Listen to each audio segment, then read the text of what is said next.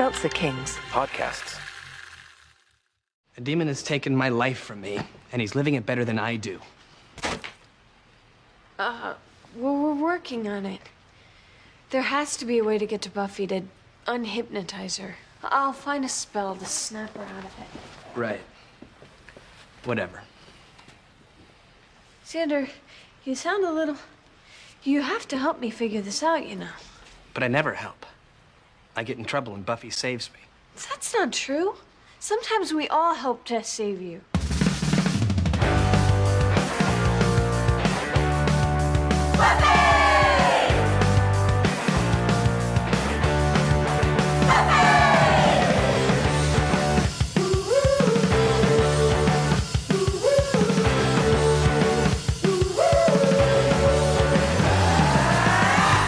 What's up, everybody? Welcome to another episode of Boys Watching Buffy. We're just two boys watching every episode of Buffy the Vampire Slayer for the first time, giving a review, our reaction. We're your hosts. I'm Joe Welke. I am Vance.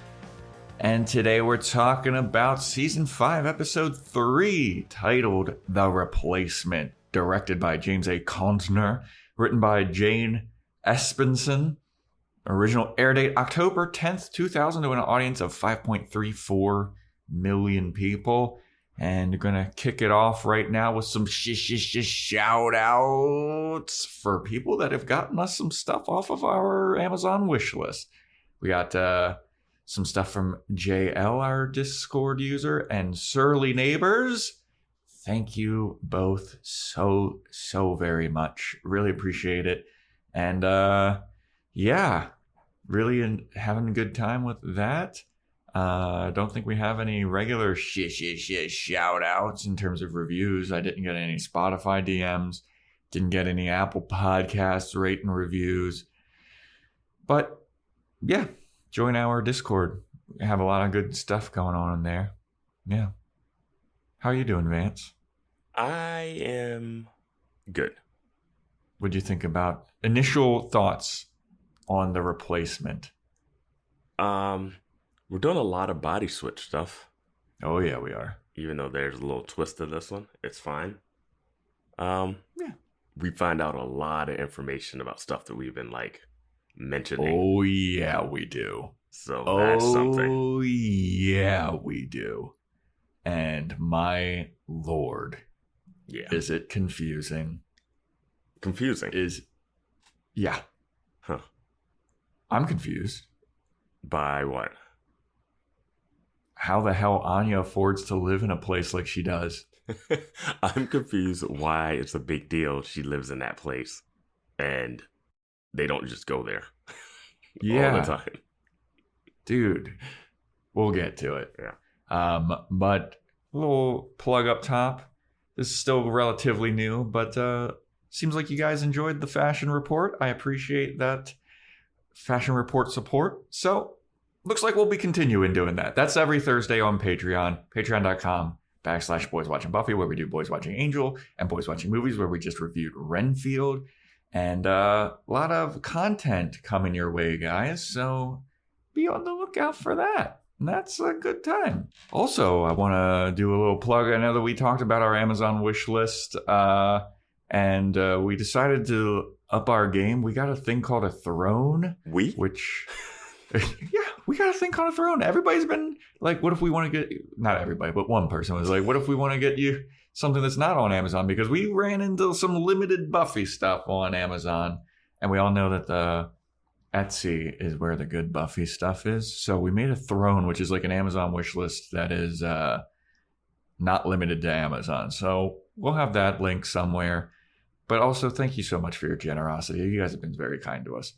And, yeah, some of the stuff that you guys have gotten will make appearances on the fashion report. So there we freaking go, everybody. All right. Shall we get into The Replacement here, Vance? Yes. All right. So the episode opens up with a recap of Dawn being like, nobody knows who I am and nobody cares and everybody thinks Buffy's so cool and nobody asks me questions and nobody loves me. Get that recap. We get a recap of Anya getting knocked out which is very confusing when this episode opens. Yeah. Because they made such a big deal about like, oh my God, she got punched in the face. Her head hit the ground. This is like some pretty serious head trauma. And then we open the episode and Anya has her arm in a sling. I was like, sure. I don't know how that happened. Yeah, it would be one thing if they didn't call out like, no, this is some head trauma. She needs to go to the hospital, and she was knocked out and all fuzzy, like concussed. And then we open it with an arm in a sling.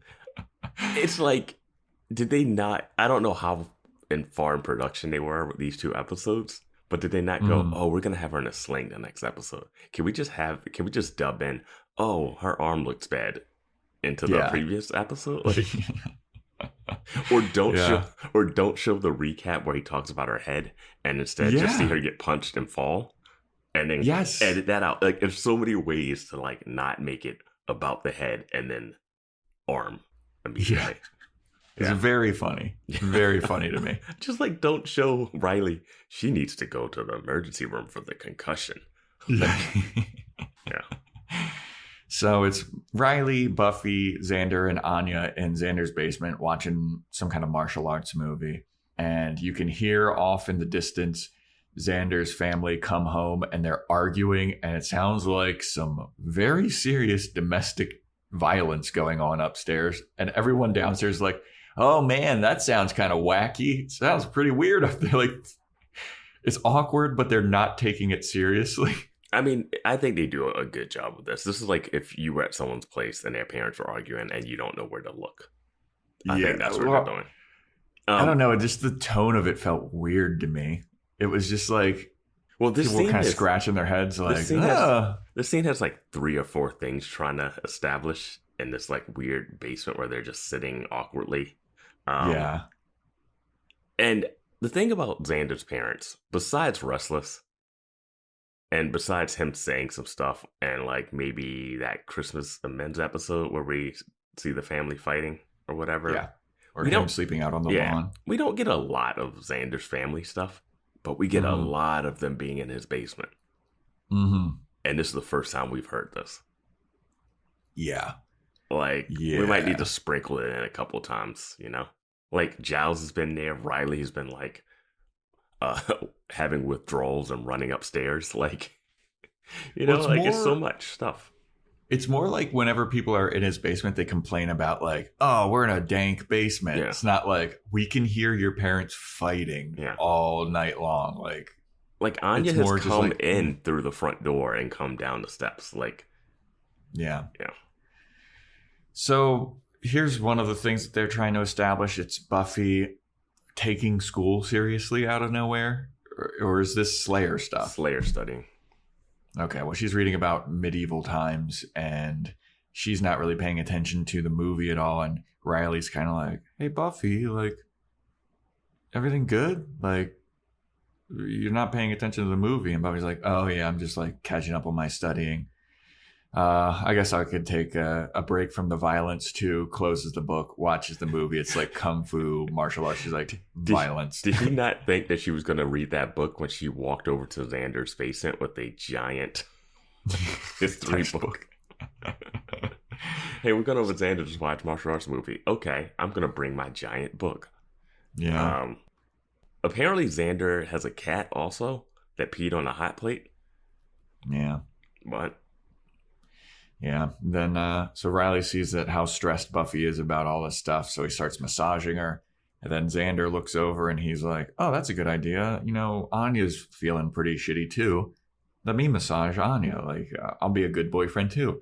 So he starts massaging Anya and Anya's like, ow, what the fuck are you doing? I have a dislocated shoulder, you piece of shit. Why are you touching me? And he's like, sorry. Yeah. Okay. This is like the first injury that people have sustained fighting these people. Like, they've been knocked out and stuff, but like, we don't get lingering. We never come back to an episode and like, like Xander has a cast or anything. Yeah. Well, no, Spike was in a wheelchair for a bit. Yeah. But anyway, So then all those invalid vampires that you see. Yeah. So then Buffy is like critiquing the action in the martial arts movie. She's like, oh, this isn't realistic. You would go after the big guy first and blah, blah, blah. And Riley's kind of like, hey, Buffy, it's just a movie, dude. Like, calm down. And then Buffy's like, well, if Willow was here, she'd be critical of witchcraft if there was witchcraft in a movie. And like, she'd be here watching a witchcraft movie and be pissed about it. And Xander was like, yeah, she'd be all like, yeah, a cauldron? Who uses a cauldron anymore? Cut to a demon using a big cauldron wishing for the death of the Slayer. Yep. And then we get to our intro credits. And then we come back and it's time for Xander to start looking for an apartment. He has decided he's going to move out. He can't stand living in his basement anymore and hearing his family arguing all the time. So he's looking for an apartment in this outfit that looks ridiculous. He looks insane. We'll talk about it more on the fashion report, but just know that Xander is our former champ, and he is how the mighty have fallen. He's got a Ace Ventura look going. Yes, he does. And I kind of get what they're going for, just so you can have the contrast. So I understand it. I almost had a problem with Riley's jacket in this one. It looked like it was too big. It's too big, but it looks like he's dressed like. It looked like he's wearing the Slayer's like clothes in a weird way. It was like a weird mix of like Slayer clothes and Giles's clothes. It was weird when he was sitting on the mattress kissing Buffy, and just the way it was falling. That's when it looked weird to me.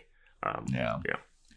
But they're looking for an apartment. This is their first kind of foray into apartment hunting. And they go in and it's this humongous apartment. Like giant, lovely, huge like windows. Looks, I don't know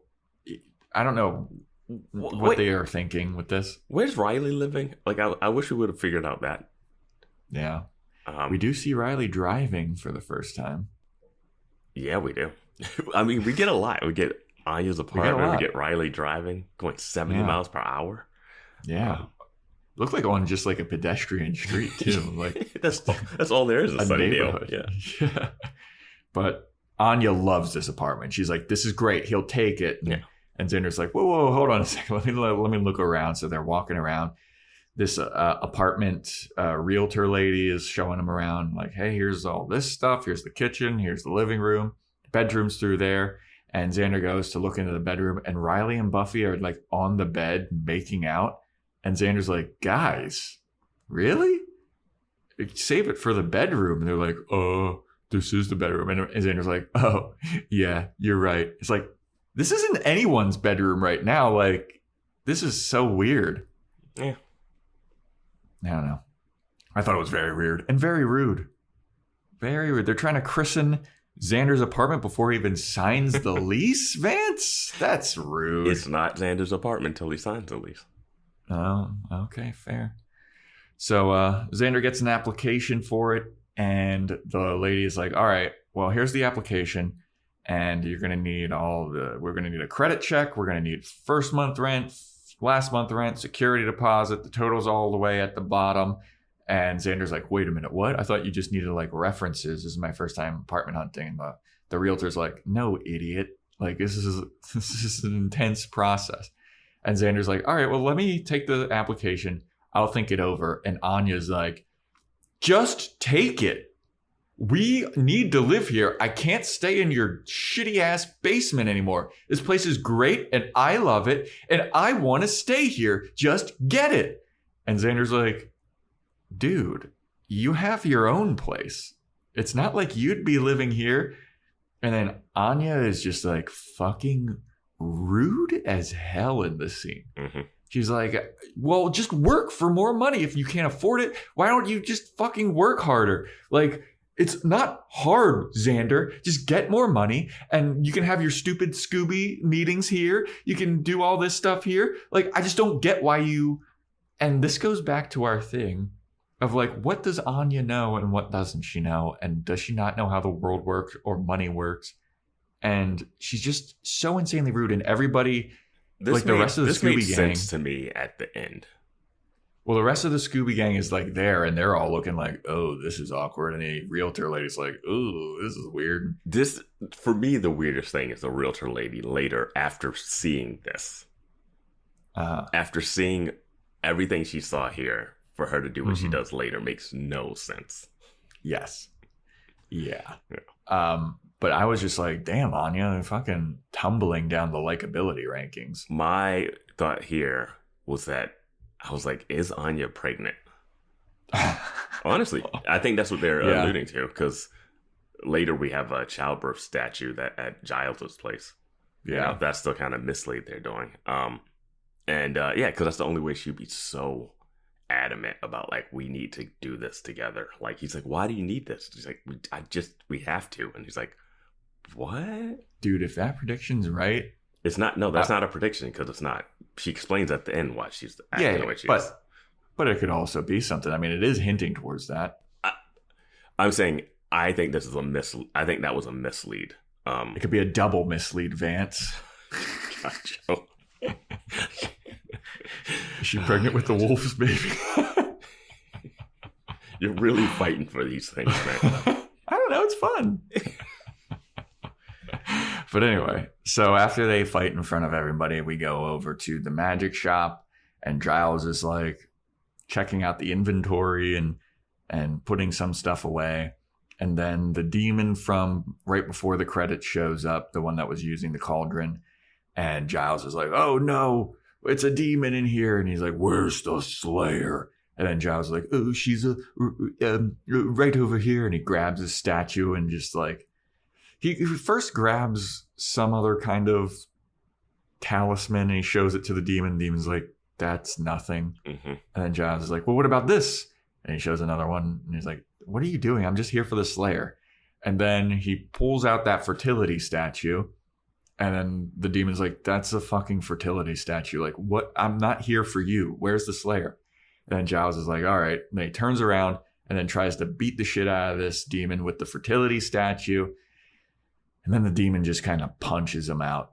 And I thought we were going to get knocked out, Giles. Mm-hmm. But he has developed a chin over these past few years.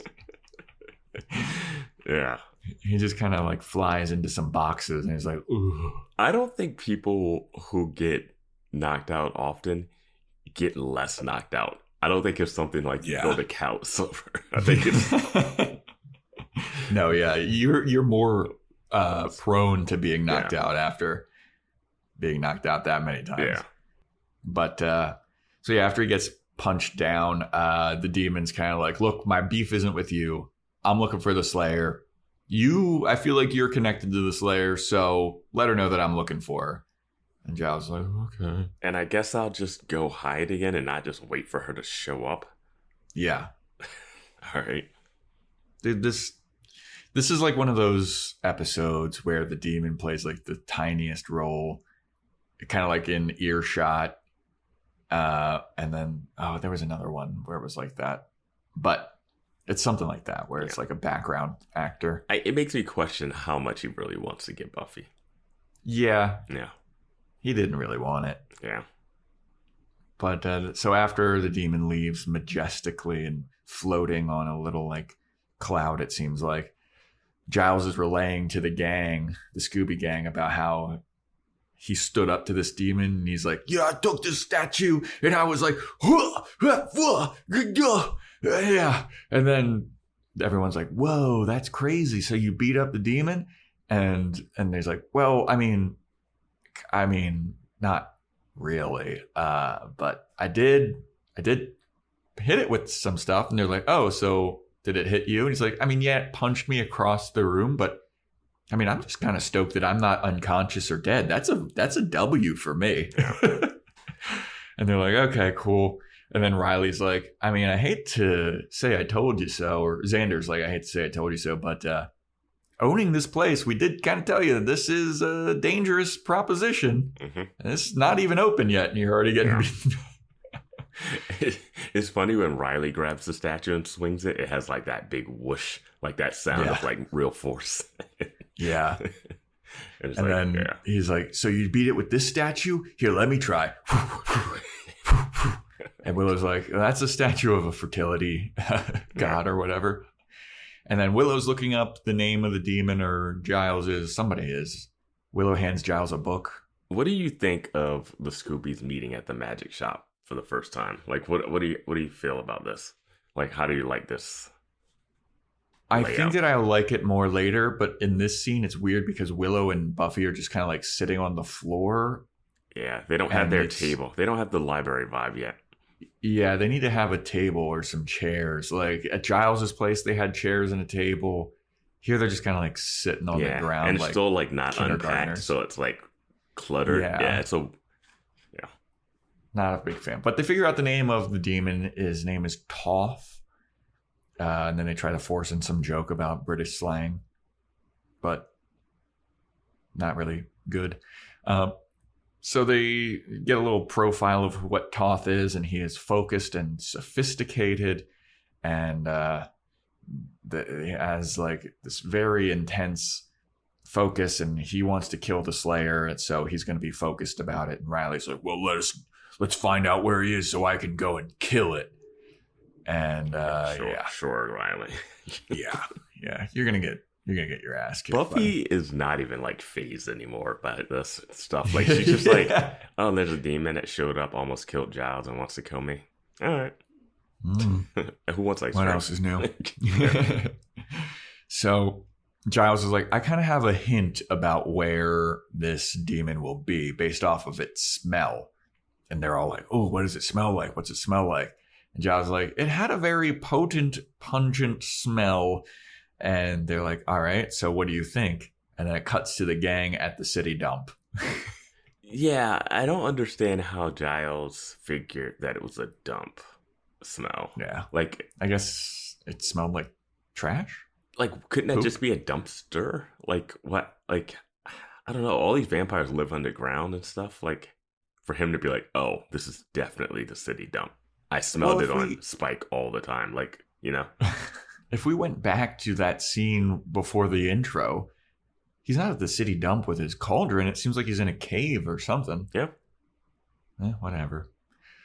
So they go to the city dump and they see Spike there, who is scavenging. He is now an urban forester, scavenger. And they're like, what are you doing here, Spike? And he's like, I'm getting some trinkets and stuff. Look at this. Isn't this cool? He's got a shopping cart. And so they're like, well, we're looking for a demon. Have you seen a demon with long, flowy robes? Skin looks like it's fallen off, crazy green eyes. And Spike's like, you mean like that demon that's right behind you? And they turn around and they play like this really intense music. And I thought it was going to be a fake out. I did too. I 100% thought it was going to be a fake out. Yeah, I thought it was like Spike playing a little cheeky little prank on him. But it's not. The demon is right there. And the demon's like, yeah, I'm going to attack you. And Spike's like, hell yeah, get him. Kill the girl. I hate her. I still don't understand how the twist is going to happen where they get to, I don't know. Yeah. Yeah. How they get there is beyond my scope of understanding right now. It has to be this season or next, right? It has to be the end of the season. I have no clue. But the demon has like a demon shooty gun thing. He has a Roman candle shooter. That's all it is. Oh, okay. It looks like a Roman candle. See, I've never used a Roman candle. Did you? No, but have you ever seen one being used? No. Do you even know what it is? That's why I said a little demon gun shooter thing. Do you know what a Roman candle is? Is it like a firework thing where it's like a stick where fireworks shoot out of it? Yeah. All right. I don't know. I never played with those. We had bottle rockets. We had those. All right, yeah. You put them in a bottle and shoot them off. You don't have to experience everything to know other things, you know? Okay, Vance. I'm sorry. I've never played with it, so I can't even figure out what the name. Well, I've heard of Roman candles before. That's what I had. Never... Yeah. So he's shooting his Roman candle gun at the gang, and they're dodging for a little bit, and then he tries to shoot Buffy. Buffy gets out of the way, and it just blasts Xander right in the freaking chest, and he goes flies into some trash, and then the demon just goes away. Yeah. Why? Yeah, like this is what we're saying. Like he's not really trying. He's such a, and then he disappears for the rest of the episode until it's time to die. Basically, like there's so many logic. Like, why are they doing this? Why isn't this happening in this episode? Where I was just like, what? Why are you doing this? Yeah, and this is one of them. Yeah, I wasn't even thinking about the demon at this point running away as much but then at the end, I'm like, oh yeah, he has not been around at all. Yeah. And he just kind of lucked out with them coming to the dump. Because why would you expect them to come here? And why did the whole team go? Like, if I'm Giles, I'm like, I guess I'll follow you. It's safer than the magic shop. Yeah, true. So Xander gets blasted, the demon goes away, and then the gang all huddles around Xander. Like, Xander, oh my God, are you okay? And he's like, I kind of hurt. And they pick him up and they're walking him, and he's just like, yeah, this doesn't feel too great. And as they're walking away, they're like, all right, well, let's get some rest. Let's heal you up, Xander. They walk away, and we cut over to where Xander was shot. And there is another Xander there. And he is still there and all fucked up. So then... Well, I just want to say this for the Xander defense. He pushed Buffy out of the way and took a blaster shot to the chest. Oh, he pushed her out of the way. Yeah. Oh. Wait, what do you... I thought that Buffy just dodged and he was standing there. No, I think he, like, gets in front of it. No. Well, there we go. That's the way I think I saw it. I don't think she moved out of the way and just let him get hit. I think he stepped in and took the hit for her. Wow. Vance, this is as close as you'll get to being in the Xander debate channel. So appreciate your contributions. I'm just stating that. That's all. Just putting another little argument on one side for you guys. Don't worry. Xander will do something stupid later in this episode. Oh, he does something stupid in this episode. He does a bunch of stupid stuff in this episode.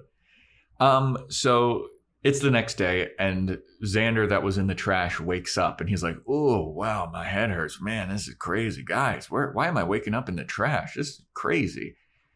So then he wakes up, and he's like, I got to go home. Starts walking home, goes to his home, and he tries to open the door, and it's locked.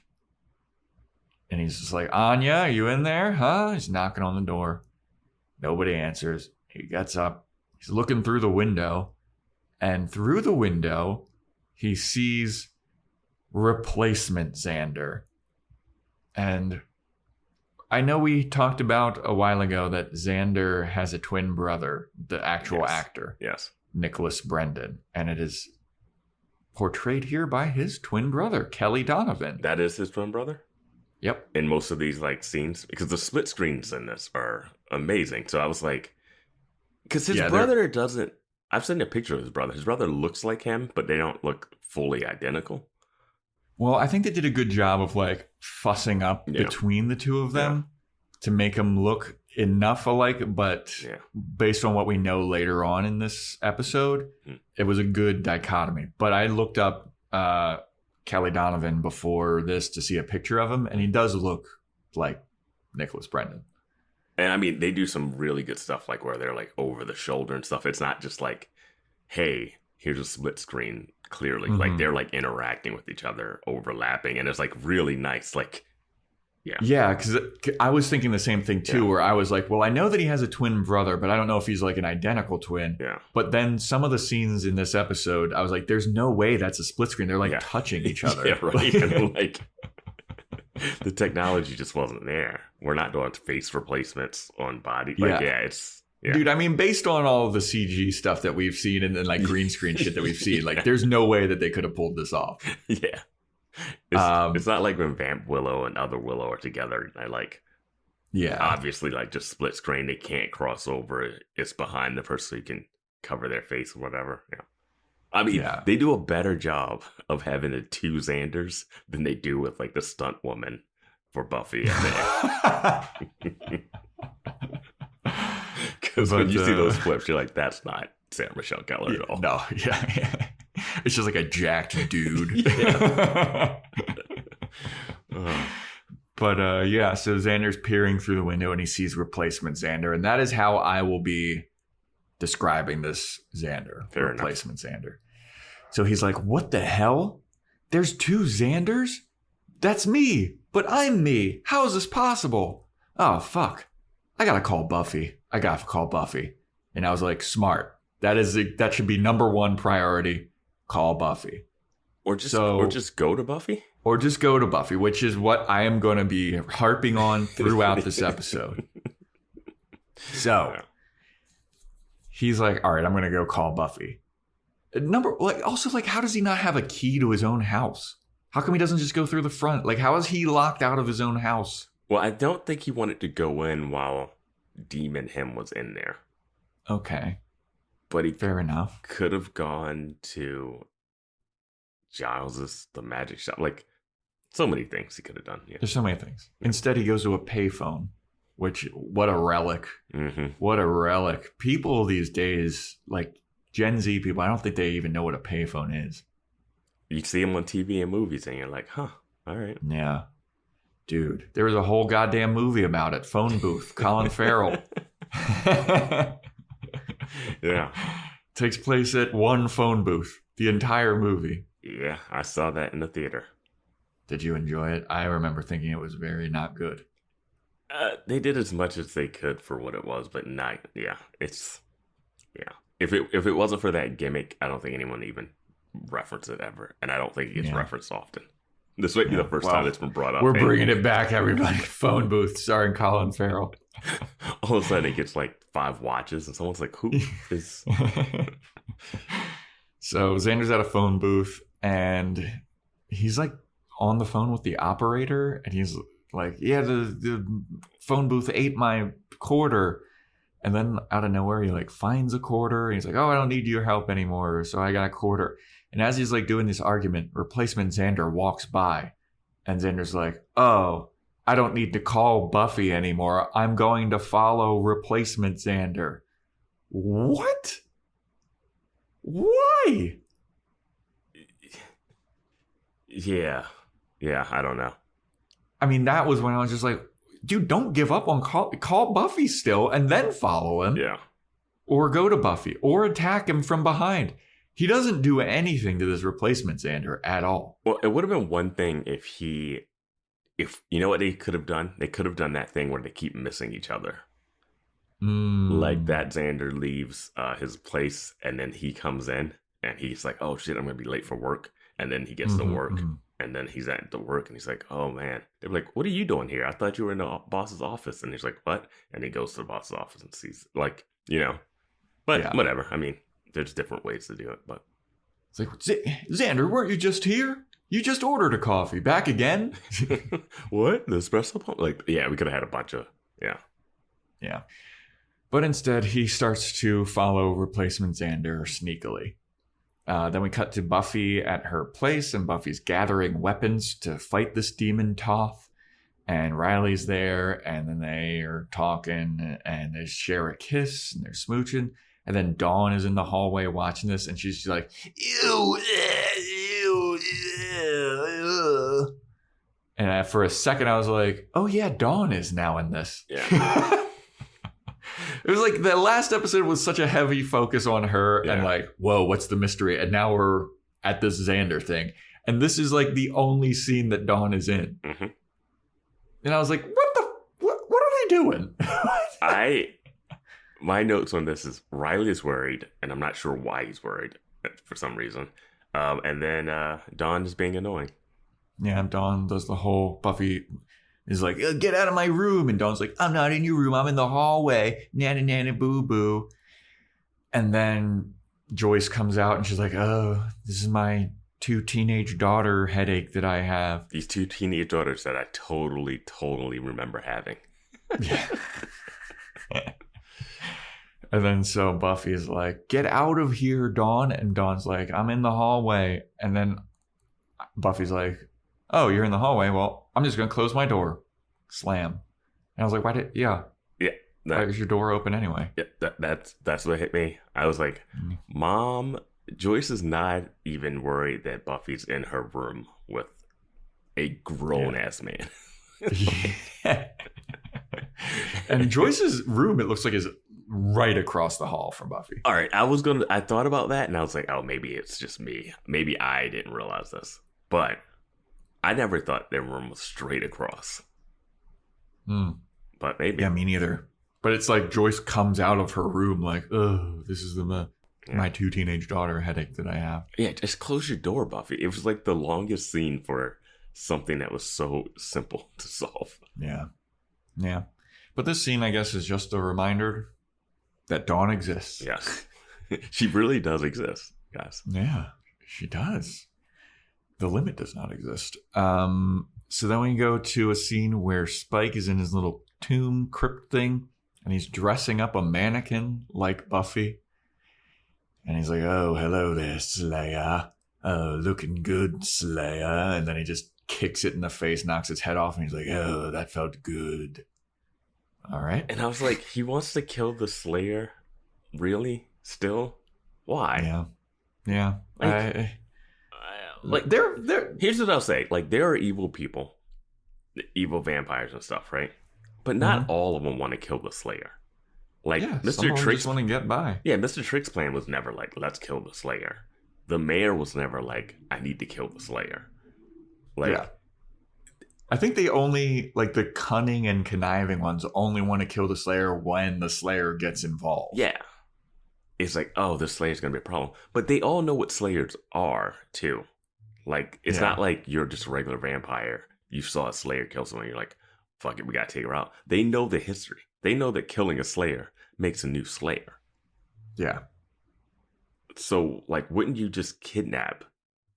And you would just want to kidnap a Slayer. You wouldn't want to keep her alive. Yeah. Kind of like like just keep her alive, chained up under your surveillance. Yeah, if possible, if you can, because I mean, it's so few things that can lock them up. They break out. I guess of everything. they just want the clout of being like, I killed a Slayer, like it's a brag. Or the Slayer would end up in Memphis and not Sunnydale, and it wouldn't be your problem anymore. There you go. Do you think if a Slayer well, it's one thing because, like, remember when Faith first showed up? She was from Boston. Fucking wicked cool dude. Her watchers sent her to Sunnydale. Like, you think if another Slayer popped up in Memphis? I don't know if her watcher sent him because her watcher was killed by that old guy, right, and right, like she was just like, she was on the run. Yeah. Do you think it's one of those things where it's like they're attracted to the Slayer, like they need to be around it? At first, they were supposed to be attracted to the Hellmouth. Oh yeah, but the Hellmouth is closed. Or I mean, that's originally why everyone was in Sunnydale. I mean, the Hellmouth, I guess, still exists. It's like a beacon of light for demons and vampires. Yeah, I don't think. Yeah. I mean, it just doesn't make sense what Spike is doing, dude. Like, he's a world traveler. Like, he's traveled the world and he's just staying in Sunnydale. There's nothing for him there. He's still not trying to help his chip thing. Yeah. Like if he was digging in the garbage looking for like a lost gem or something, or like, I don't know. Some kind of scalpel. Just a sharp piece of metal, scrap metal. He gets tetanus or he's gonna get a tetanus shot. Yeah.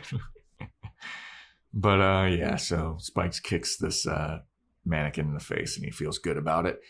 So then we get replacement Xander at the construction site where real Xander works, and replacement Xander grabs Xander's helmet and he starts doing construction stuff. And then his boss is like, hey, Harris, come over here. And then real Xander like shows up and he's spying on replacement Xander. He's like, what's going on here? Huh. And then so the boss pulls replacement Xander into his little office thing. And he's talking to him and he's like, you know what, Harris, how long have you been working here? Like 3 months-ish? About 3 months? And replacement Xander's like, yeah, it seems good. Seems about right. And he's like, well, you know what? I gotta compliment you, man. Like, you've been doing some really great work here. And I'm really proud of you. And you know that this job is kind of winding down, which is something they reference earlier in the episode when they're talking about the application and how much regular Xander can afford the apartment. He's like, this job's winding down, but I really like you. I think you're a great worker, and I would like you to be like the construction manager or something on this new job site. They say, I want you to head up the interior carpentry crew. There you go. Which is insane after only being 3 months on this site. Yeah. Especially based on what we see him do. Like he might be good at... We haven't seen him actually do much work. Like, we don't know how good he is at carpentry and all that stuff. But, like, to be heading up this crew after 3 months, good luck, man. These guys are going to be... yeah. And the whole time that this conversation is happening, Replacement Xander has this coin. Mm-hmm. And he keeps, like, shining it in the boss man's face. It's kind of like how like a sun reflects off of like a shiny surface and you can like kind of blind people with it. Yeah. He's doing that to his boss, which I was like, man, this is kind of rude. Like, he was real Xander outside the window was like, how is he not seeing that coin? I'm like, yeah, man, it's like a beam of light just bouncing around that little interior of the construction cabin office. thing. Yeah. But he's like, yeah, we're going to offer you this new job at this new site. It's full-time and it's higher pay, and I think you'd be perfect for it. And Replacement Xander's like, hell yeah, you know what? I'll do it. And real Xander's out there spying in on this and is like, what? How did he get this new job? How did he get it before I did? I'm the one that did all the work. And I was like, this is his first interaction with anyone. Like, he didn't, you did all the, like, what are you talking about? Yeah, because we get to that later scene where he's like, he's living my life better than me. I'm like, but he didn't do anything. Yeah, he hasn't done anything. Like, everybody thinks it's still you. Yeah. Like, and it makes sense when we get to the real twist at the end. But when I was watching it, I was like, how are you even thinking this? Dude, I was baffled. I was like, what? I would let this guy live or just fuck you. I mean, he's not doing anything different besides dressing different. I mean, he is dressing. Which made me go, wait, Xander has clothes like that? Our reigning fashion champion has like normal-ish clothes? Well, I don't even really like his normal-ish clothes here. I prefer the Flash, but we'll get to it. You prefer what regular Xander's wearing to Replacement Xander? That's hard. That's tough because real Xander right now. Well, you can save it for your report if you want. Fine. Yeah. But that's insane that you're even debating it. I mean, it's just too plain. Like, Replacement Xander looks like I don't know. He just looks too plain. He looks like a guy who's getting a promotion and going to sign a lease. True. Yeah. He does. But anyway. So, yeah, Replacement Xander is like, hell yeah, all right, I got a new job. So then it cuts to Replacement Xander now signing the lease for that fancy apartment that they looked at. And the realtor apartment lady is like seeming very flirty with him. And she's like, yeah, I think that you're looking really good right now. I really like this new getup that you got. And this apartment's going to be great for you. And if you need anything at all, anytime, day or night, just call me. I'll put my home phone number here for you. Here we go. And real Xander is also spying in on this and hearing through the door like, what? Replacement Xander is even getting some babes into him? This is bullshit. He's fucking not me. How is he living my life better than me? And I'm like, he's not. He is you. And also, what is this apartment lady doing? This is male fantasy 301, 501. Like, this is insane. She saw him walk in with a girl with a sling on her arm, getting in a weird argument, talking about how he had no money. He was about to lose his construction job. He comes back. She has credit checked him. She has seen his finances from this application. He has no credit. She does not know that he got promoted to this and head of interior carpentry thing. Mm-hmm. You know what I mean? Like, what she knows is what she saw previously. And nothing about that guy was like, yes, he's got it together. Or she has like a home wrecker kink or something. It has to be. Because she knows that he's with a girl too. Like, yeah, and it was basically like his whole purpose for getting this apartment was for her and to impress her. Yeah. And she's like, well, you know, when she's not around, I can come around. I'm like, why do you like this just out of high school kid? Like, well, it could be because during this whole conversation, replacement Xander is shining the coin in her face as well. Another reason to be annoyed by this guy. Yeah. Maybe his penmanship was that good on the application. Maybe, dude. Or she saw that mushed up coin and was like, whoa, he's really balling. One of the worst lines happened at the construction site where the manager gives him, the foreman gives him that promotion. And he's like, you know what you should do? You should take your lady out and celebrate. Yeah. He's like, I will. I think I will. I was like, don't tell me what to do. Yeah. It's weird. Yeah. And you know what you should do? You should go home and like really, really plow your wife after this one here. That's what I would do. That's what I would do after I got her this promotion. Like, honey, put on the red panties. We're fighting McGregor tonight. What is that from? It's from his Conor McGregor interview where he was talking about how like anybody that fights him gets a ton of money. Mm. He's like, you should be thankful you're fighting me. And he's like talking directly to the guy he's fighting. He's like, you'll be like, oh yeah, honey, break out the red panties. We're fighting McGregor. The guy's like, what the fuck are you saying, dude? That's funny. But so the apartment hunting or the apartment realtor lady, she steps outside. She like composes herself. She's like, oh, wow, man, I just got way too horny in front of that guy. Like, what just happened? This is the guy you met the other day. It's no way. Yeah. So she leaves and real Xander like pokes his head from around a corner because he doesn't want to be seen by this apartment lady. And he's like, what the fuck is going on here? And then he listens in on, does he listen in on this conversation that replacement Xander has? He flips up his phone and he calls Anya and he's like, hey, Anya. She doesn't pick up because she's not listening to Xander. She's mad at Xander. And he's leaving a message and he's like, hey, Anya, it's me, Big Daddy Xander. I just signed the lease on that apartment. You know the one. I want you to come over here and meet me here at 9:00. All right? And then we get a peek into Anya's enormous, ornate bedroom situation that she has. Yes. I don't know if this is her whole place. Like, we just see the bedroom. It's very ornate. It's very, she used to be a vampire looking. Yeah. It's like carved with all this crazy stuff. And she's standing there because he calls and says, you're probably doing that thing. Because he's leaving her a message on the answer machine, which is also a relic. And was really, really useful for TV and storytelling. Oh, absolutely it was. So he's leaving her a message. He's like, I know you're listening, but not picking up. And she's standing there listening, not picking up. She's like, no, I'm not. And she's like in her white nighty pajama thing and got her sling. And on the table is a Rubik's Cube.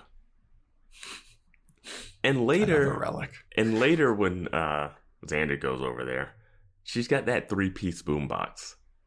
You know that one that had that middle one and then the 2 speakers that you can move around? Speakers. Yeah. I saw that and I was like, that's funny. Yeah. But Anya's listening to this message and she's like, oh, wow, maybe Xander really is changing, or like maybe I will go meet him and we can talk it out and all this stuff, because she's having an existential crisis about her life and all this stuff. But he's like, come on over. And then so this is the first instance where replacement Xander leaves and real Xander is like attacking him. Mm-hmm. He's like, you're trying to steal my life. Get the fuck out of here. And then replacement Xander gets away from real Xander. He punches him. And then this is where real Xander's like, oh, fuck. I was going to get Buffy. I really need to get Buffy. Oh, man, I was calling her earlier. I should have just stuck with that. I need to go get Buffy. Yeah. So real Xander heads on over to Giles's place. Not Buffy's, Giles's place. So he goes there. It's just like, didn't we establish that they weren't going to all just meet at Giles's place anymore? That was the magic shop thing, and now we're back at Giles's. All back at Giles's. So they all go to Giles's place, and Xander's like, all right, they'll be here, and I'll talk to them about this replacement doppelganger situation. And oh no, look through the window, replacement Xander is already there, talking about how I'm the fake and we need to kill this fake because the demon created it. And real Xander's like, oh, I hope they don't believe him. I hope they don't believe him. And Buffy's like, we 100% believe you. We're going to kill that other Xander. Yeah. And he's looking through the window, the same window that Faith spied on him when she woke up. Like, this is like similar shot. And I'm sure you were thinking this. Just go inside, Xander. Yeah. Go in and be like, no, don't listen to him. Here, let me prove. If you think that this guy is a demon, you wouldn't want him hanging around your friends anyway. Yeah. I'd show up. I mean, it is kind of answered later on. Because... Why he doesn't go inside? Yeah, I would say that there is a reason why he doesn't go inside and like try to protect his friends. Gotcha. So now real Xander is all paranoid and he's like, oh, fuck, they already believe him. They're all trying to hunt me. Now I have the Slayer coming after me to kill me. She thinks I'm a demon. Let me take inventory of who is here. We got Buffy, we got Riley, we got Giles. Who isn't here that I could trust? Ding, ding, ding, Willow. I'm going to go to Willow's. So he goes to Willow's place and he's like, Willow, I know this is crazy, but I am Xander. There's a doppelganger out there, and I will prove to you that I am real Xander, okay? Here's only stuff that you and I would know, okay? For my 7th birthday, I forget what it was, but something about his 7th birthday.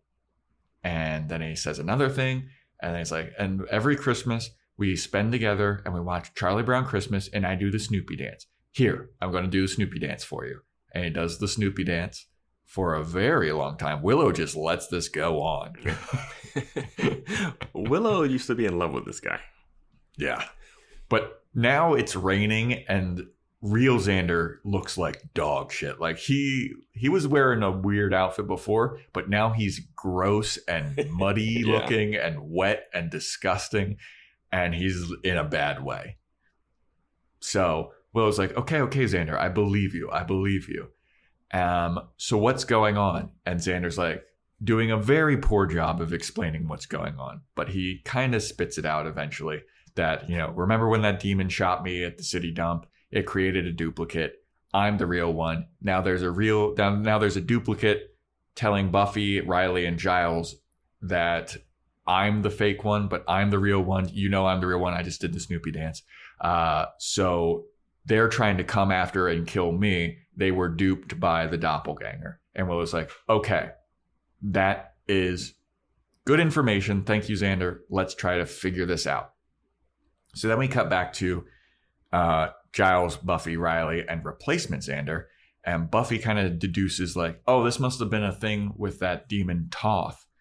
I think that Toth is behind this. And whenever he shot you, maybe it created a duplicate. And then real Xander and Willow also deduce that it is Toth. Well, so Willow says that it's Toth. Xander thinks it's Xander thinks, he thinks it's an evil robot replacement. So then we go back to replacement Xander, and replacement Xander is like, oh, that's great. That is a good thought that it is this Toth guy. You guys go and hunt this other fake Xander, quote unquote fake Xander. I'm going to go meet up with Anya to protect Anya. And then real Xander is pissed and he's talking to Willow about like, I mean, this replacement Xander, he's living my life, but he's living it better than I ever could. Like he's confident, he's suave, he got a promotion, he got an apartment. Maybe I should just let him kill me and I'll die. He can go on living my life and people will be proud of me and happy to be around me because I'm just wasting my life. And Willow's like, what, dude? Are you serious? And she's like, I need your help in order to figure this out. And Xander's like, when have I ever helped? I never help. I'm always I was like, did this script get written by Xander Slanderer right now? He's on his pity party hardcore. He's like, I'm always the one getting in trouble. I'm always the one in peril. I'm the damsel in distress. And I'm always in danger. And Willow's like, you're not always in danger. Like, Buffy doesn't always save you. Sometimes it's all of us that saves you. Yeah. That's not true. Sometimes we all help save you, which is a great one. I think Willow in this scene is just amazing. She's great. Really? Allison Hannigan's got so many funny... Like, that's a funny line. The thing about Anya later is funny. Like, I don't know. So Xander is like, I'm a humiliation. I'm no good. I don't have any worth in the world. I'm going to let this guy fucking live my life better than me. And... in my notes, I wrote, it's been like one day and the demon replacement Xander did nothing. He's just reaping the benefits of all of your hard work. And you're just like, I'll kill myself. Not even reaping the benefits of all your hard work is basically the one job you did. You saw him get promoted. And the application you filled out got accepted. Which is still based off of the one job. It's not even like separate. Yeah. So then he's like, I'll just let him take over my life. There's nothing that he that I have that he can't do. Wait a minute. There is one thing that I don't want replacement Xander to have. And it is my Goyle friend, Anya. I care so much about Anya. And if he takes her away from me, I'm going to be so, so sad. He says, I need her. And then Willow goes, really? Yeah. Which is so good. And then she's like, it's crazy that you didn't think about her up until now. Which is then like a weird, like, the show's doing like this weird thing of like Xander does love her, but then that like you didn't think about her till now kind of like undercuts it a little bit. Mm-hmm. I could see Xander after seeing his self for the first time wouldn't first thing be like, gotta go talk to Anya because she's good with stuff like this. Yeah, I mean, I don't think she would be the first thing that came to my mind either. Yeah, I mean, when Willow kind of guilted him about that, I was like, and then Xander has this line where he's like, well, wait till you have an evil twin and see how you handle it. And then he leaves and Willow goes, I handled it just fine. Yeah. Willow's got some great stuff in this. Even when he was like, oh my God, you got to believe that it's me. She's like, why would I not believe that it's you? I have no reason. It's just like, yeah. So the pity party though, they've been trying to force the whole, like, he mentions like being an adult and like this guy's better at being an adult than I am. Like, none of your friends are adults, dude. Giles is barely an adult. Yeah, that's what I'm saying. Yeah, dude. Like, why are you feeling this bad about this? Like, you have a job. None of them have jobs. I would see, like, the only thing that it's giving him pressure is Anya at that one scene. Like, other than that, like, Willow's not like, dude, get it together. Buffy's not like, get it together. Riley's just like, hey. Huh? Dude, for all we know, Riley's homeless. Yeah. Like, he's living in a burned down living school. in a mansion. Who knows? Who knows, man? But, yeah, like, none of them have, at least Xander has a job. Like, he's not going to college, which is like, I didn't know he still had the construction job. Me neither, because he had like 45 other jobs in the show.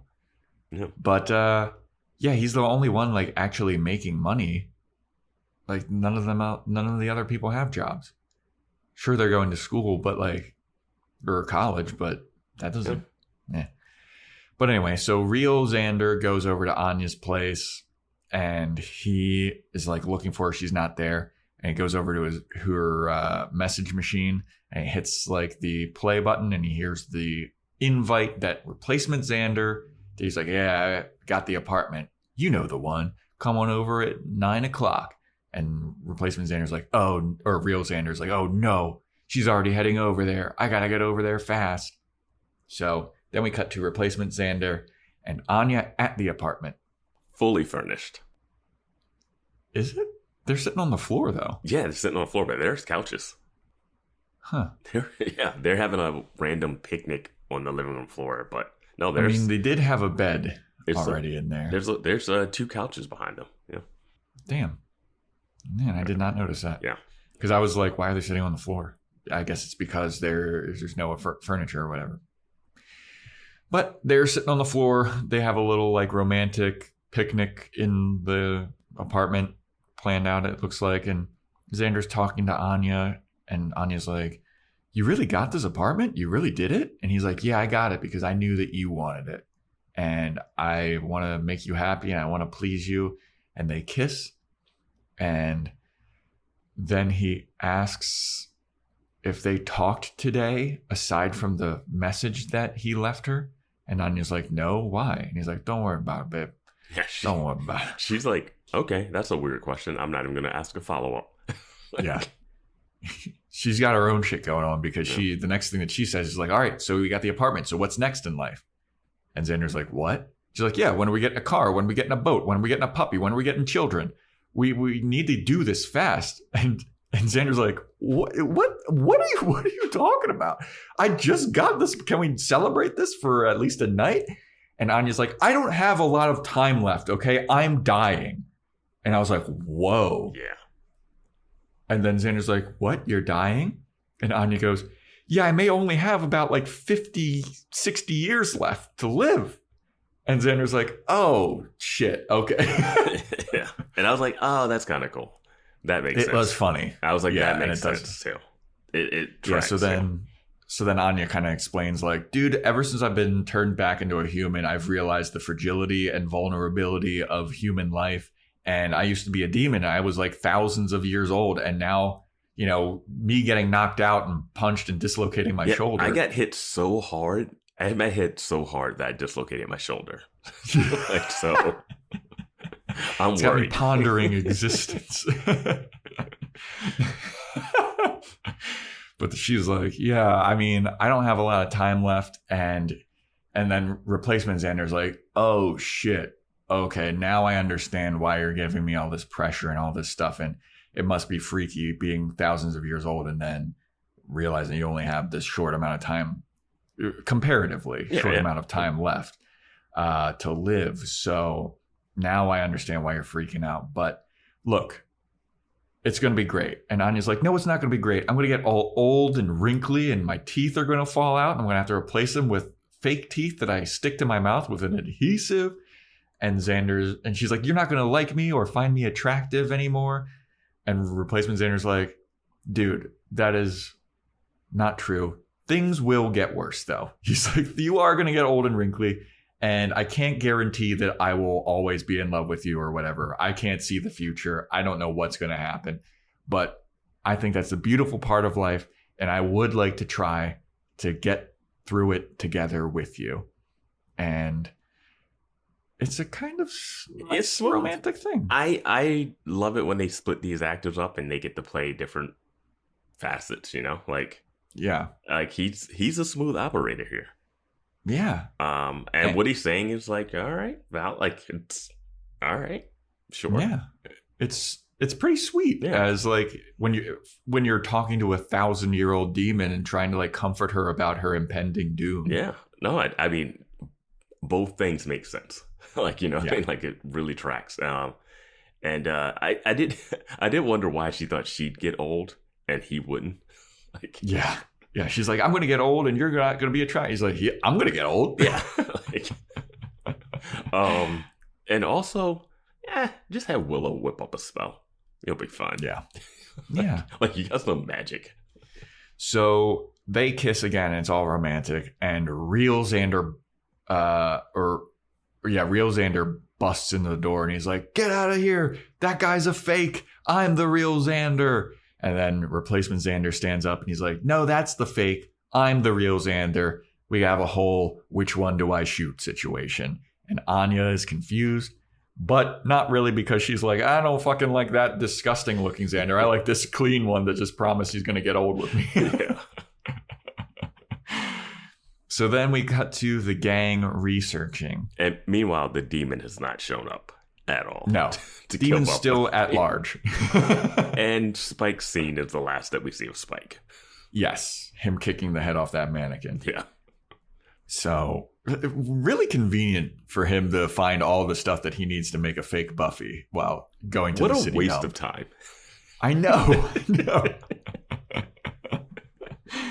Oh my God, dude. I guess if you got a chip in you, you got to waste your time somehow, you know? He only knows one way to live and he can't do it anymore. So he's got to kick mannequin heads off. Patience is on hiatus till the fall. So, yeah. So the gang is researching about Toth, and Willow shows up and she's there to tell them, like, hey, you guys were talking to a fake Xander. The real Xander came to me. And they're like, what? That can't be true, because we were talking to the real Xander and you must have been talking to the fake Xander. Meanwhile, Giles is reading a book this whole time and he's like, oh my God, I just discovered something. And everyone's like, you always say, oh my God. What did you discover? Oh, dear Lord. Oh, dear Lord, yeah. Also, when Willow walks in, he goes, now I know I locked that door, which is the moment I realized that the writers have fully crossed over into reading the comment sections online. Yeah. Because we've been calling out this door locking thing since last season. Yeah. And now they're just calling it out too. Like they are starting to listen to like fan stuff. You can tell. And on Discord, people have mentioned it. Like, this is where like chatting and commenting on stuff and blogs and fanfic and all that stuff was rising. Yeah. Yeah. So Giles explains that he discovered in this book that neither of the Xanders are fake. And they're not demons. They're not robots. When Toth hit Xander with that Roman candle thing, it split his personalities into two separate bodies. So one of the Xanders is the cool, confident, smooth, suave Xander. And the other one are all of his worst qualities, which is like paranoia, feelings of abandonment, and all that neurotic stuff. Now, I'll say this. If this is supposed to be worst Xander, that's not the worst. You know what this reminds me of? It reminded me of that Rick and Morty episode where they get the toxins taken out of them. And there's like toxic Rick and Morty and non-toxic. But if they need both sides of each other to be who they are and all that stuff. But like the toxic versions of themselves are toxic. Like this is like not really, it's just like the weaker version of Xander, not like his worst impulses. Yeah, because the worst impulses of Xander would be way worse than this. Yes. Like this is just like paranoid, neurotic Xander. Like he's probably got some darkness within him, you know? They say that the plan for the demon was to shoot Buffy with it and split her into like a super slayer and then a weak regular person. Buffy. And then Riley's like, but then there'd be like a all potent, powerful slayer that he had to fight. And then Giles was like, well, he could just kill the weak one and then they would kill the other one. It's like, oh, if one dies, they all die.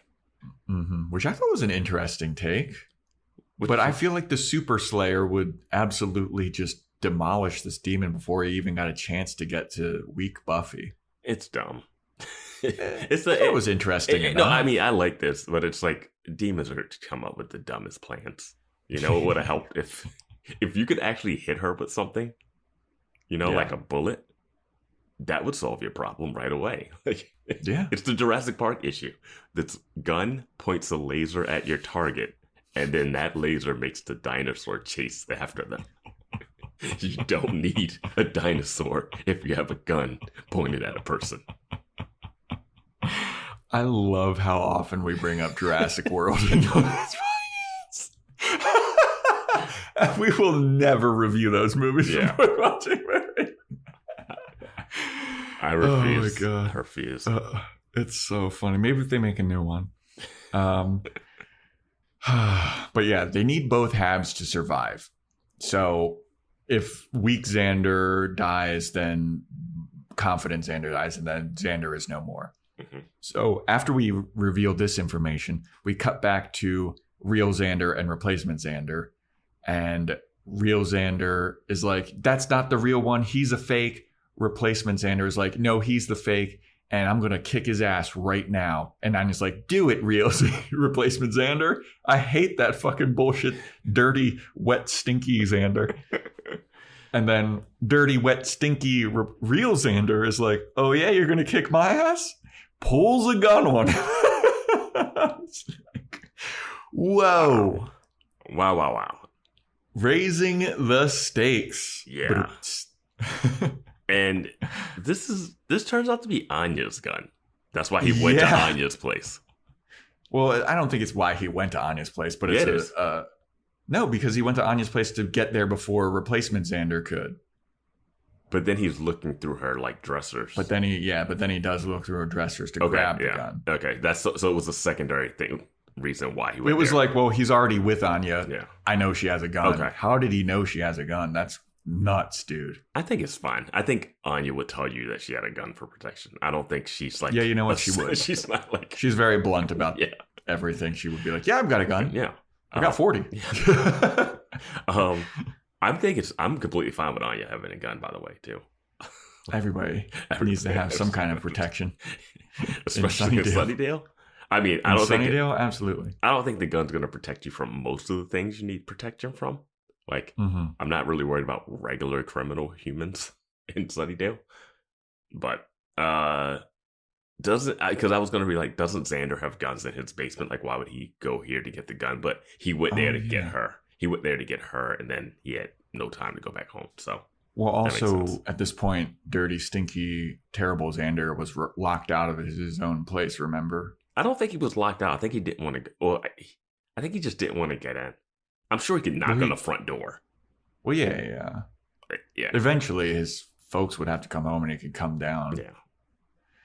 But yeah, so unconfident Xander pulls a gun on confident Xander, and I was like, damn. And this is right when we know one of them dies. They both die. So it's like, ooh, yeah, added stakes. Yeah. Which was great. I loved that. Yeah. So then the Xanders and Anya gets in the middle of this. They all have a struggle because they do not want to shoot anybody. Anya gets in the middle of it. The gun falls to the ground. They're fighting. It's up in the air. They're all on that up in the air thing. And I thought somebody was going to fire it. And I was like, damn, this apartment situation is going to fall through real quick. No, the realtor's going to be like, wow, you killed someone. The realtor's going to come back. Like, you killed someone? You killed a gun? You killed Anya for me? You never told me you had a brother. Like, yeah. Yeah. So, yeah, the gun falls to the ground. And then I don't think the gun falls to the ground. It absolutely falls to the ground. At this point? I know it does at some point. I think at this point, they all have their hands at it, and it's like up in the air. Oh, yeah. It's all up in the air. Yeah. So then we cut to Riley driving 70 down a regular neighborhood street. And Buffy's like, can you go any faster? I was like, I'm going fucking 70, dude. My biggest question here was, how has Buffy been getting around? Yeah. She's in this car. They're going 70 to get to this apartment from Giles' place, right? Mm-hmm. If Riley wasn't there and didn't have a car, how was she going to get there? Because we see her just like run to places, it seems like. Well, is Riley driving Giles' new car? No, it didn't look like it. Okay. Because I was like, to me, it did look like a red convertible with the top up. But I guess like Giles could drive her around. But sometimes she shows up to places without Giles. Like she goes to Giles' place. You know, like, she's got Slayer speed, I guess. She just dead sprint. Yeah. We've seen her sprint across graveyards and stuff before. Yeah, but if they're going, she's not running 70 miles per hour. Yeah, fair. But so then we have this conversation where Buffy is like, man, Xander getting split into two. I have a question for you, Riley. And Riley's like, what is it? I know it's going to be one of these freaking questions like, would you still love me? Blah, blah, blah. Like, do you ever wish that I was split into two? And Riley's like, no, I don't. Okay. Would you love me if I was a lamp? Yeah, just like her bringing this up is like, I get it. It was kind of set up in the beginning where it's like, hey, turn off your work stuff every now and then. But it's like, Buffy, he wouldn't even be alive if you weren't the Slayer. Like, yeah. she's like, she's like, wouldn't you like me better if I didn't have all this Slayer stuff? Because then you could be in love with me while the Super Slayer's out doing Slayer stuff, and I could just be a normal girl, and you'd be a normal girl. And Riley's like, hey, shut up, dude. Like, I love you for who you are, and without the Slayer stuff, you wouldn't be you. And I love you for you, and I love you, and you're the best thing that's ever happened to me. And I just want to say it one more time. I'm in love with you. And Buffy goes, we better get to Xander's place soon. Yeah. Because if he kills himself, he's dead. And I was just like, damn, dude, you're still not saying I love you back. Remember when Forrest died? But we get a very, very, this is a setup for something that happens later that devastated my heart a little bit. It's amazing. Yeah. Yeah. So Buffy and Riley show up to Xander's new apartment in the middle of the gun struggle. Replacement Xander has the gun now. And he's like, it's Anya's gun. And Riley goes, you own a gun? To Anya. And then as they're tussling and fighting, Buffy's like, stop, both of you, right now.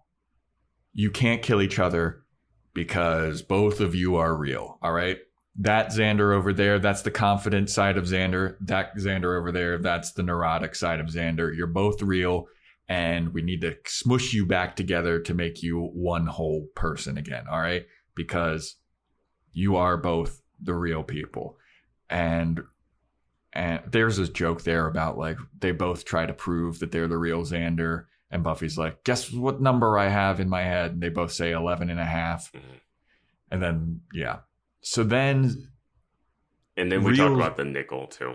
Yeah, I was going to say unconfident Xander is like, no, it's not true. He's not real. This can't be true because he has a coin in his pocket that has been putting people under his spell and convince them. He used it on the construction site manager. He used it on the apartment lady. And confidence. I will say this. To go back, it makes it seem like, because we were saying, like, why does Xander think this guy is living his life better than him if he hasn't done anything? He thinks the hypnotism is why this stuff is happening. So that is a fair reason for him to be like, oh, I only got promoted because of the hypnotism, not because he was just promoting because I looked like him. So that actually. But then it could be like, I got to get my hands on one of those hypnotism coins. True, but he doesn't think that he's No, getting I think it. he does. No, he absolutely does. Because he doesn't mention the coin to Willow at all when he's talking about how he's living his life better than him. Yeah, he doesn't. But like, I think he believes it because I think he believes the coin is working now. Oh, he absolutely believes. That's what I'm saying. That's what I think. Working. So he doesn't think that he got the promotion because of his work after. He thinks he got the promotion because he hypnotized him, right? I mean, it's still a little bit of a. That's a bit of a stretch, I feel. I think that, I mean, it's. But this is paranoid Xander. Yeah. Like, he thinks this guy hypnotized. I don't think he thinks rationally that a person gave him a promotion for a job because of what he does. He thinks he's terrible at construction because of also paranoid Xander. Yeah. But he's like, he's got this coin that hypnotizes people. It's in his pocket. Don't let him use it on you. And then cool and suave Xander pulls out the coin. He's like, what, this thing? And he shines it in Buffy's face. He's like, close your eyes, close your eyes. He's like, no, this is just a smushed up nickel that I found on the railroad tracks. And I thought it was cool. And I've just been kind of playing with it all day. And they're like, oh, so that was nothing? And he's like, yeah, this is nothing. Even cool, confident Xander is still a kid. Yeah, he's like, yeah, I mean, you can still kind of see a smushed up Washington or Jefferson or whoever's on this. You can still see him on there. I think it's pretty sweet. And in the middle of this explanation, the demon guy shows up, Toth. And he shoots his little gun at Buffy again. How does he know where they are? No idea. He's got a tail on him. So basically, he showed up at the magic shop, the dump where I guess he hangs out, and now Xander's new apartment. Xander's new apartment that he just signed a lease on. Yes. Crazy. Yeah. So he shoots the Roman candle gun at Buffy. She jumps out of the way, and everybody's like, don't let it hit you. Riley jumps in. He starts fighting this thing, and he's holding his own for a little bit. And then he eventually gets shoved off. Then Buffy fights him. Buffy stabs Toth with a sword that Riley gives her, and Toth is no more. We're getting a lot of alley-oop kills in these between this and Angel. Yeah. Yeah. Little hint towards Boys Watching Angel, huh? So then after Toth is killed, the gang goes back to the magic shop, and Giles is there. He's creating a pentagram on the ground to reverse this spell. And everybody's like examining both of the Xanders. They're like, look at them. They're identical. And Buffy's looking. She's like, look, he's got the same scar here. They got the same this. They got the same that.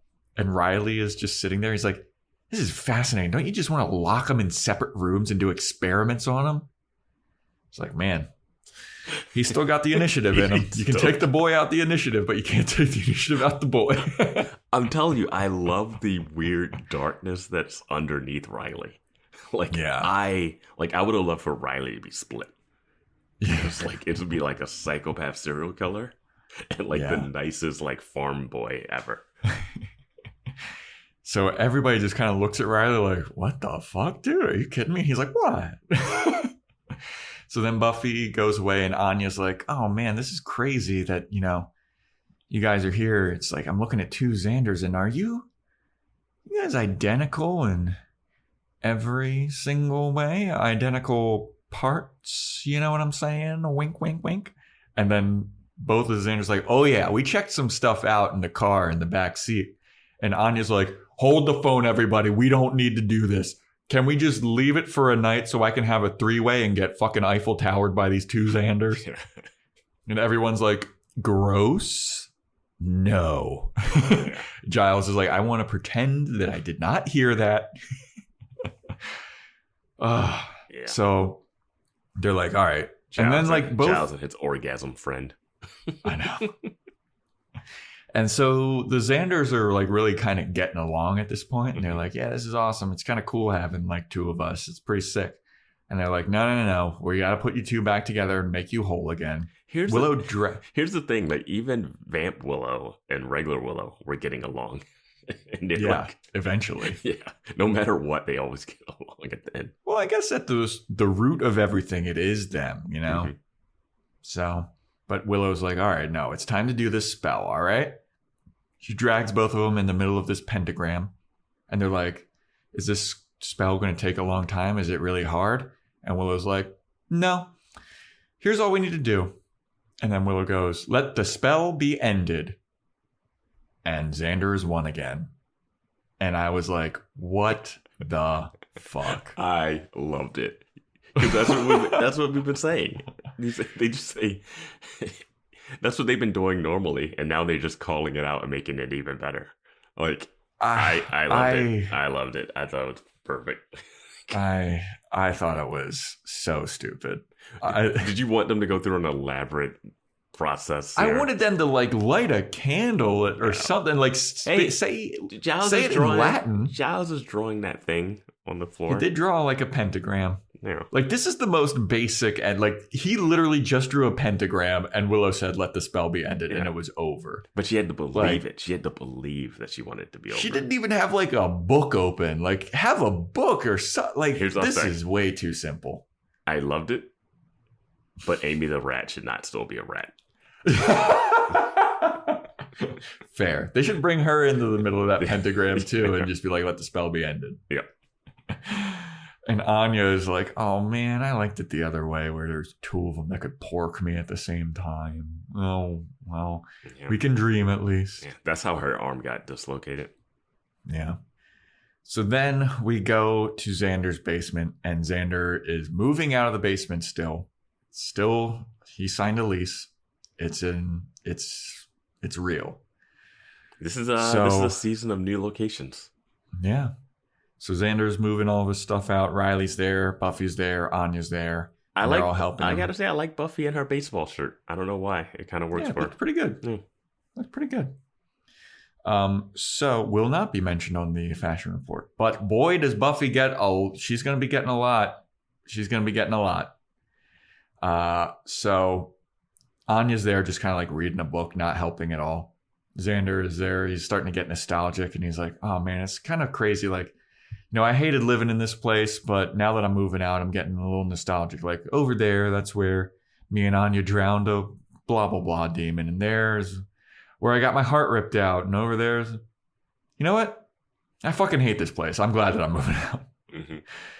And so he walks over. Granted, at the other place, you ran into your doppelganger, split personality, and she killed a demon in there. So, like, the first night there was just as dangerous as the magic shop.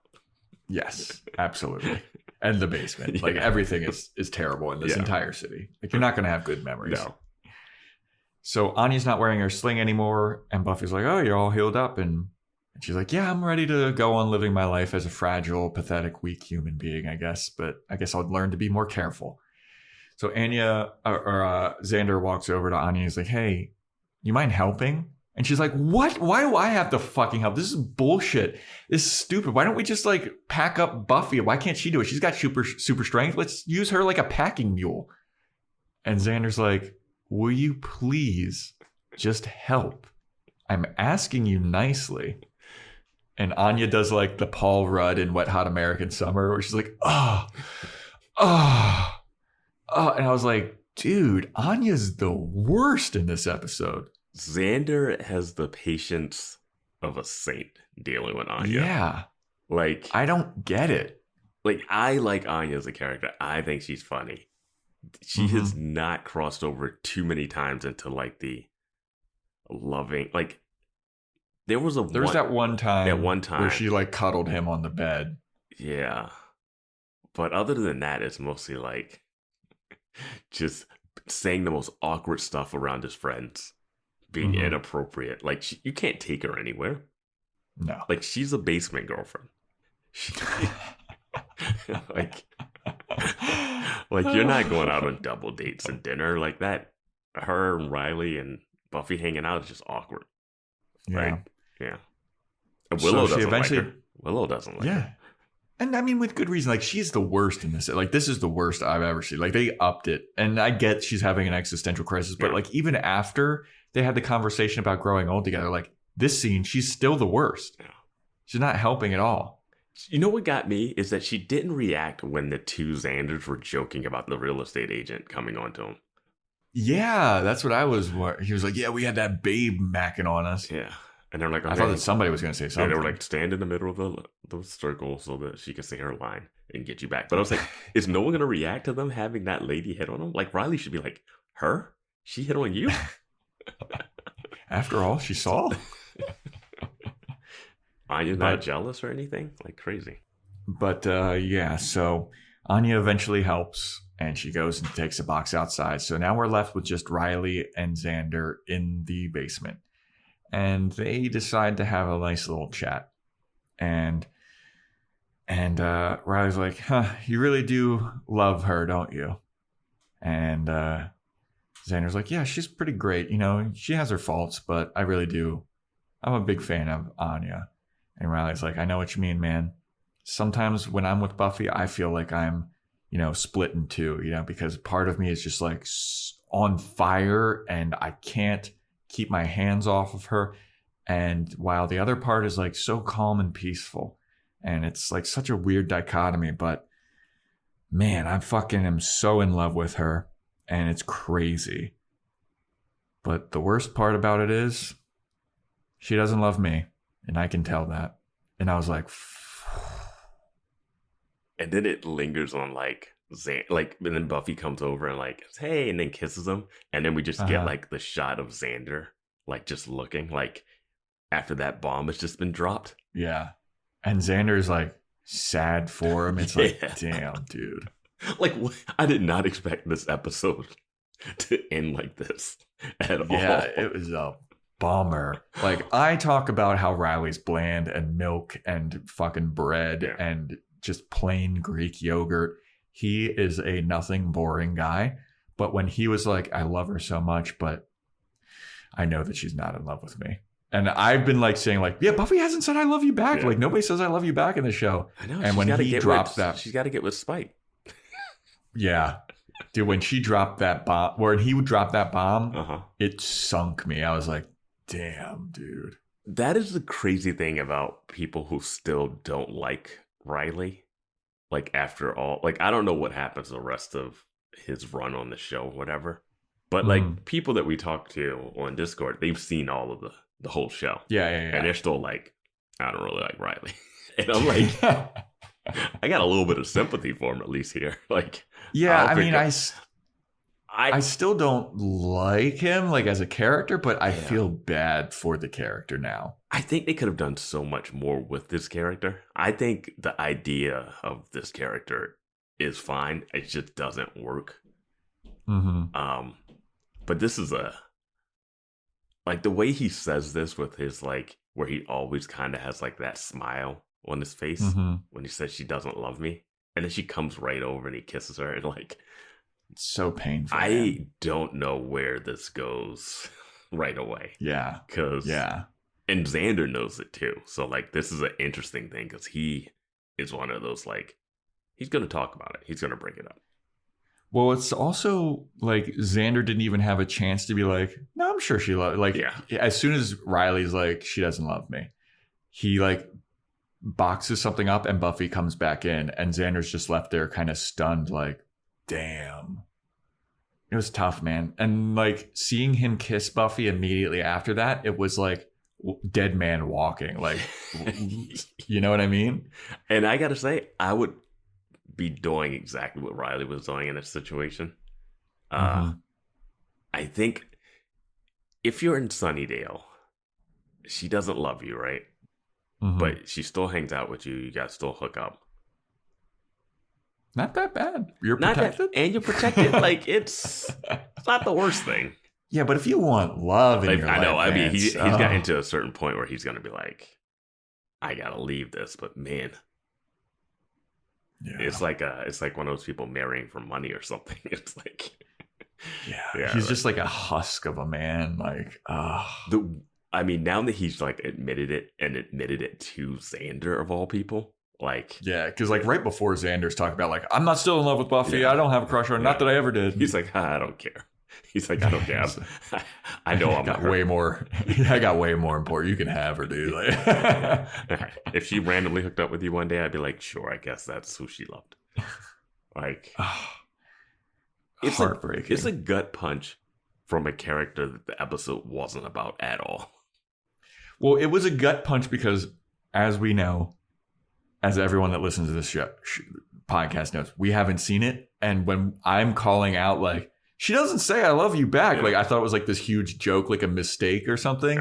And when it's finally acknowledged and it's Riley's like, yeah, she never says it back. And I say it and I'm so about her and she's not about me. It's like, oh, I thought that this was fun and games and funny and like a mistake.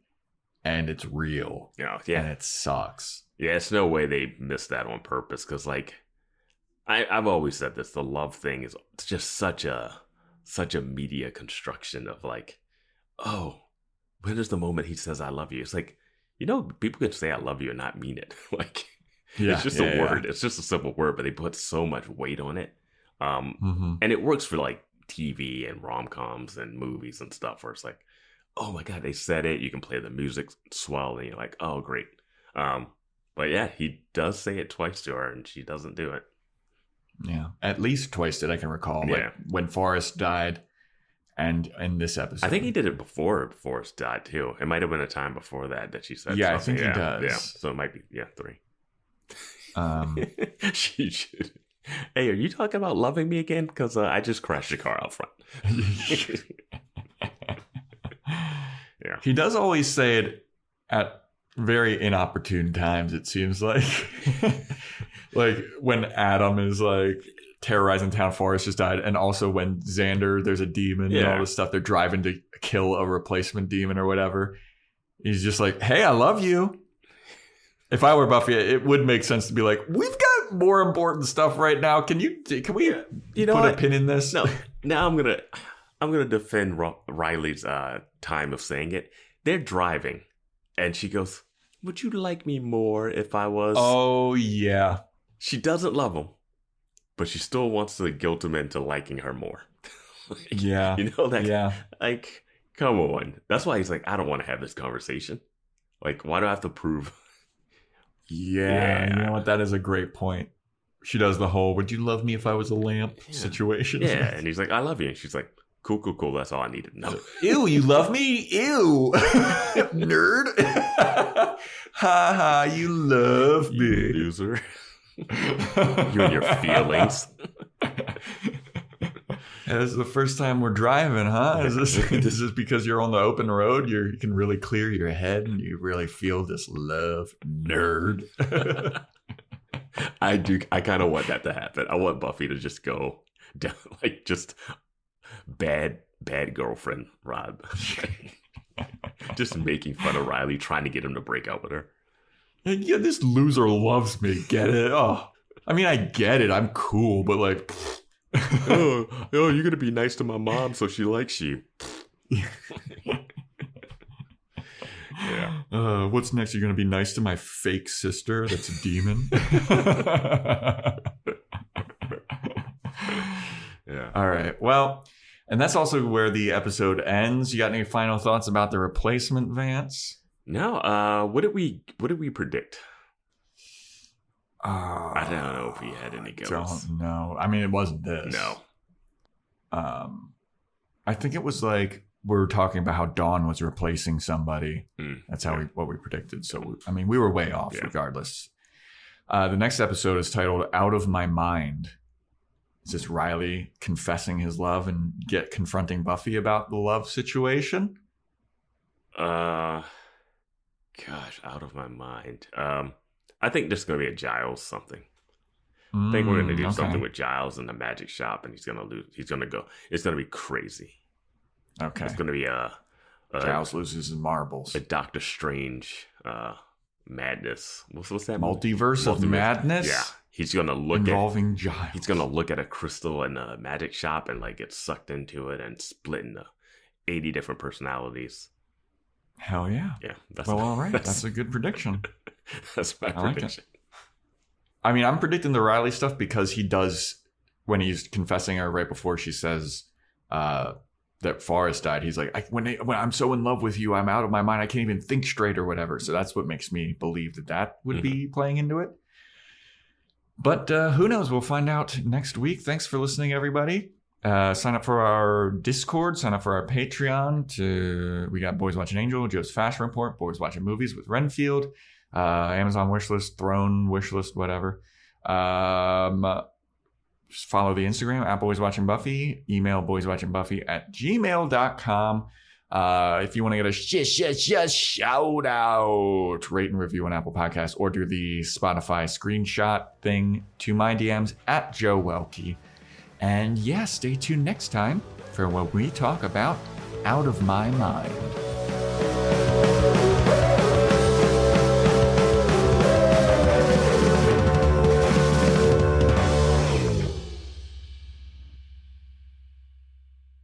I'm well aware of how lucky I am. Like, lottery lucky. Buffy's like nobody else in the world. When I'm with her, it's like I'm split in two. Half of me is just on fire, going crazy if I'm not touching her. The other half is so still and peaceful, just perfectly content. Just knows this is the one.